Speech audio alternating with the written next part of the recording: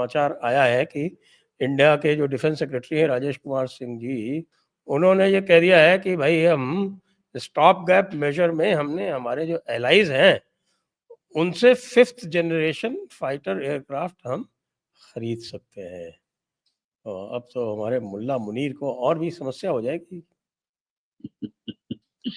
अब ये ये मैसेजिंग तो है मजा या एक्चुअल है मुझे नहीं पता। नहीं, काफी काफी सोशल मीडिया पे लोग बातें कर रहे हैं, सर काफी चैटर है। और कोई प्रो है, कोई F-35 की बात करता है, कोई सू करता है। मैं तो काफी दिन से कह रहा हूँ sir, India will finally buy SU-F-46 that is तो ये दोनों खरीदेंगे। मजा ये है F-35 और Su-57 सिर्फ भारत की धरती के ऊपर ही इकट्ठे हुए हैं बेंगलोर शो में, अदरवाइज कभी हाँ, लेकिन तो इसमें एक समस्या ये रहेगी कि F-35 पे अगर वो कंडीशन वंडीशन लगाएंगे तो इंडिया तो नहीं खरीदेगा। नहीं खरीदेगा।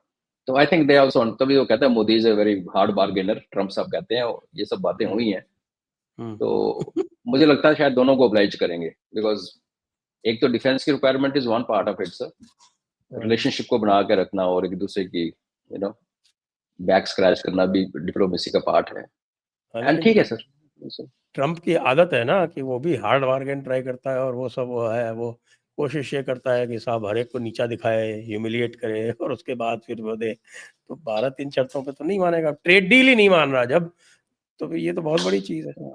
सर जेलेंस्की से को ट्रीट करना, ह्यूमिलेट करना, साउथ अफ्रीकन प्रेसिडेंट को करना और भारत के प्राइम मिनिस्टर को करना बहुत बड़ा, फिर तो ट्रम्प बहुत गलती करेगा। I think he understands that much कि वो जो बाकी के साथ जो स्टंट करता है, जैसे आपने खुद ही कह दिया, ट्रेड डील में तो हमने बोला कि देयर इज नो डेडलाइन भाई, nothing like so and so date. ये कहने के लिए भी हिम्मत चाहिए। और आई थिंक इस, और मोदी जी ने जब इनविटेशन उसका मना किया था, जब वो ट्रम्प को बुला रहा था कि आगे मुनीर के साथ बैठ के हम एक फोटो खिंचवाते हैं, I think India is standing strong. तो जो भी होगा देश हित के लिए होगा सर। मुझे इस गवर्नमेंट के ऊपर, एक नेशनलिस्ट गवर्नमेंट होने का हमें ये फायदा होता है कि एक कई चीजों में गलती कर सकती है, लेकिन आई थिंक उनकी जो अप्रोच है देश की रक्षा और उसके लिए जो होगा ठीक ही होगा सर। Let's see. तो I think this is a major development, क्योंकि अभी तक क्लैरिटी नहीं थी इसके ऊपर, and this is definitely a major अभी डेवलपमेंट। अभी भी एम्बिग्यूटी है सर। एलाइज कौन हमारा एलाई नहीं है सर, पाकिस्तान को छोड़ के। टेक्निकल तो चाइना भी हमारा एलाई है, हमारा बिजनेस पार्टनर है। नहीं, लेकिन अभी वो तो स्ट्रेटजिक आपकी बात सही एम्बिग्यूटी है। ये जो एलाइज की बात करते हैं, तो सर। यही दो, यहीं से दो से प्रोक्योरमेंट तो यहीं से हो सकता है, क्यों नहीं। स्टेल्थ फाइटर सबके पास तो है नहीं। स्टेल्थ फाइटर या तो चाइना के पास है या रशिया के पास है, और या फिर यूएस के पास है। यूएस हम बना रहे हैं, हमारा अंडर डेवलपमेंट है, एएमसी है। सर। तो चाइना से तो ऑब्वियसली ना हम लेंगे ना वो देगा। वो तो पाकिस्तान को ही नहीं दे रहा है, तो हमें तो सवाल ही नहीं पैदा होता, ना हम उनसे लेंगे। वो तो एडवर्सरी है, वो तो सवाल ही नहीं पैदा होता। तो खाली दो लोग बचे। अमेरिका, जिसने कि जब मोदी जी गए थे ट्रम्प से तब मिलने, बोला था। यस तब वो जो ज्वाइंट स्टेटमेंट था उसमें इंक्लूडेड है। और रशिया सर। तो रोज ही कह रहा है कि भाई SU-57 ले लो, उसकी पूरी ट्रांसफर ऑफ टेक्नोलॉजी ले लो, खुद बनाओ, सब कुछ खुद करो। सब कुछ तो, ये जो रशियन ऑफर है ना सर, हाँ। ये जो रशियन ऑफर टेबल पे पड़ा है, इसके प्रेशर में आई थिंक मोदी जी अपनी जो टर्म्स हैं वो पुश कर जाएंगे। बिकॉज F-35 भी हम कौन सा चाहते हैं सर, जो जो इसराइल के पास है। अगर F-35 आना है तो ये त्रिवेंद्र वाला नहीं चाहिए जो जहाज आके खड़ा हो गया tarmac. We need F-35 which army, Israeli army has. मुझे लगता है वो जो जैसे ये रशिया का ऑफर टेबल पे होना विल हेल्प अस। फाइनली हम कहाँ जाते हैं वो बाद, मतलब बाद में पता चलेगा। अमेरिका के ऊपर भी प्रेशर होगा सर कि एक तरफ you have equally good aircraft fighter, aircraft, और उसमें आपको इतना अच्छा टेक्नोलॉजी ट्रांसफर मिल रहा है, आपको मैन्युफैक्चरिंग का राइट देने के लिए देश तैयार है। मुझे लगता नहीं है Su-57 की जो टर्म्स हैं सर, उसको हम लोग बड़ी देर से इग्नोर कर सकते हैं। लॉन्ग रन में काफी हमारे लिए ठीक है, but let's see how it goes. अभी एम्बिग्यूटी से हटा के स्ट्रेटेजिक एम्बिग्यूटी में चला गया रक्षा डिफेंस सेक्रेटरी का जो स्टेटमेंट है।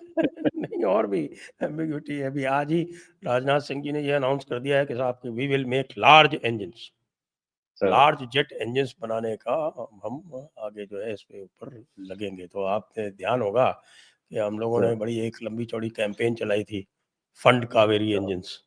यस, मुझे लगता है कि उसका भी उसका असर हुआ दिखता है काफ़ी कुछ। ये सर कुछ भी कह लें इस सरकार की, सरकार सुनती तो है सर, थोड़ा इनके पीछे पड़ना पड़ता है। थोड़े से बहरे हुँ, होते हैं स्टार्टिंग में लेकिन थोड़ा जब शोर मचता है तो उनको सुनाई दे जाता है। दैट्स आई थिंक रिसेंटली भी हमने देखा सर, जो भी बैन ऑन पाकिस्तानी चैनल्स, जो भी रीज़न था, जो भी था, दिल्ली का गाड़ियों का, तो हुँ। या कावेरी का तो एक काफ़ी ज़्यादा चल सर। और जो समाचार आ रहा है, एक बड़ा समाचार और भी है, वो कह रहे हैं साहब Pakistan denies Chinese involvement in ISR activities. मेरे हुँ, ऑडियंस को बता दें, आईएसआर का मतलब है intelligence surveillance reconnaissance recognisance. Activities amid India's claims. बताइए, पाकिस्तान तो कह रहा है ऐसा नहीं है, तो और डिप्टी हाँ, सीओएस कह रहे थे कि साहब हमको तो लाइव इंटेलिजेंस मिल रही थी। और जो डिप्टी चीफ सर, लकीली हम दोनों सीईओज़ इकट्ठे थे एक ही स्टेशन में, वो भी आर्टिलरी के हम्म, हैं, hmm, and we were commanding our units in same brigade. He is a very hmm, mature और बहुत ज़्यादा, कहते हैं ना कि वो स्टूडियस जनरल हैं, वो स्कॉलर जनरल हैं, और वो जो स्टेटमेंट दे रहे हैं वो ऐसे हवा में नहीं देंगे। तो पाकिस्तान ये बता दे सर कि ओके, हाइपोथेटिकली आईएसआर नहीं मिला चाइना से, हम्म, तो पाकिस्तान के पास कैपेबिलिटी क्या है? जो वो छाती ठोक रहे हैं, हमने ये कर दिया, हमने 6 रफेल उड़ा दिए, सब वो उसका भी स्टेटमेंट आ गया आज, थप्पड़ पड़ गया उनके मुँह पे। बट अगर चाइनीज़ कैपेबिलिटी, चाइनीज़ असिस्टेंस ना नहीं था तो क्या था? इनके पास अपनी अपनी नेटिव क्या है?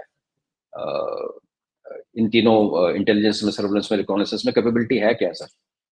एक वैग था, वो उसको मार गिराया, दूसरा हैंगर में टूट गया, फिर चाइनीज़ ने कुछ नहीं किया, तो ठीक है सर, ठीक है, हम मानते हैं सर चाइनीज़ ने कुछ नहीं किया। क्योंकि इनकी जो मार पड़ी है ना सर, वो आई थिंक चाइनीज़ ने इनको बोला होगा तुम डिनाई करो कि चाइना ने हमारी कोई हेल्प नहीं की, उनको अपना नाक बचाने की पड़ी है। तो जब हमारे डिप्टी चीफ ये कहते हैं सर, तो I have all the reasons to believe कि सच कह रहे हैं। और पाकिस्तान तो आपको पता है सर, वो ऑपरेशन कच्चा बनियान के जो बोली जा रहा है बोलने दीजिए sir, doesn't matter. Operation propaganda में कच्चा बनियान।